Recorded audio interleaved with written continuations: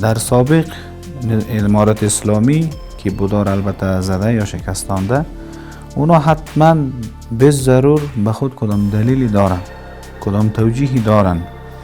ما درباره از او کدام تنقید یا کدام اعتراض کرده نمیتونم یا کدام گپی را گفته نمیتونم. چند روز قبل در کابل رفته بودم، سفر داشتم و در اونجا الحمدلله موفق شدم با دوستای یونسکو، مؤسسه خارجی که در ولایت بامیان در بخش آثار تاریخی در اینجا کار میکنن برای آبادسازی و یا حفاظت و غیره مسائلی که مربوط به یا آثار است، جاهای باستانی است.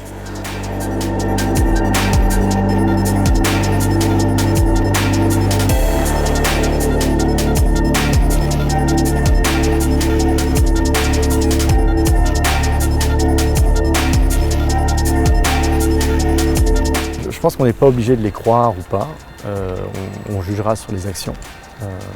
Pour l'instant, le patrimoine est matériel et largement protégé, en tout cas c'est ce qui en ressort. Donc on attend de voir un petit peu l'évolution des choses et leur capacité aussi à contrôler des destructions, on va dire, inopinées de personnes, de groupes tierces.